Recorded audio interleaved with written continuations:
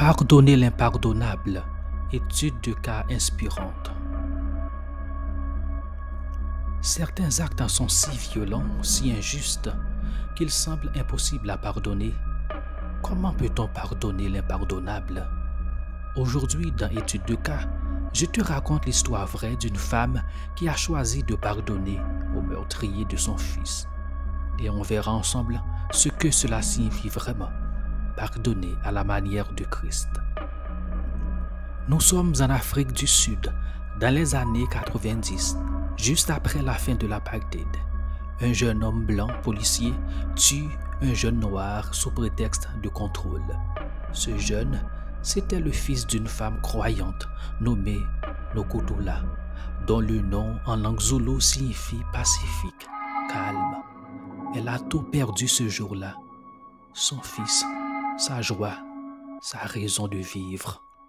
Des années plus tard, Nokuthula est invitée à témoigner à la commission Vérité et Réconciliation. Et face à elle, le policier vient confesser son crime. Il demande pardon en larmes. Tout le monde s'attend à ce qu'elle l'accuse, qu'elle crie, qu'elle condamne. Mais ce qu'elle fait choque la salle. Elle se lève, regarde ce qui deviendra son fils adoptif, puis dit au meurtrier: « Mon fils n'est plus, mais tu peux devenir mon fils si tu changes. » Ce que Nokuthula a fait n'est pas naturel. Ce n'est pas humain, c'est divin. Oui, l'erreur est humaine, le pardon est divin. Elle a compris ce que Jésus a dit: « Pardonne-nous comme nous pardonnons. » Elle a choisi la grâce là où tout en elle criait justice. Et ce pardon ne nie pas la souffrance. Il reconnaît la douleur, mais choisit de ne pas laisser la haine triompher.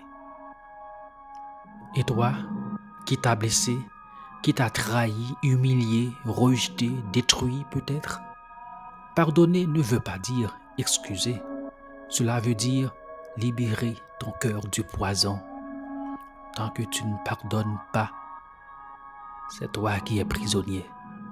Ce que Dieu te demande, ce n'est pas de sentir que tu veux pardonner, c'est de choisir de le faire, en laissant Jésus t'en donner la force.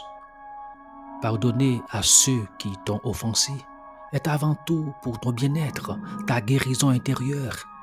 Refuser de pardonner, c'est t'enfermer dans un cycle de douleur qui te ruine à petit feu. Ne laisse pas cela se produire dans ta vie. Pardonner l'impardonnable, ce n'est pas de la faiblesse, c'est la plus grande victoire que tu puisses remporter. Nokuthula a perdu son fils, mais elle n'a pas perdu sa foi. Et toi, es-tu prêt à faire ce pas? Abonne-toi pour d'autres histoires vraies, profondes, inspirantes, qui t'aident à grandir dans la foi et dans la vie. Ici, chaque histoire te rapproche un peu plus de la vérité qui libère. Merci.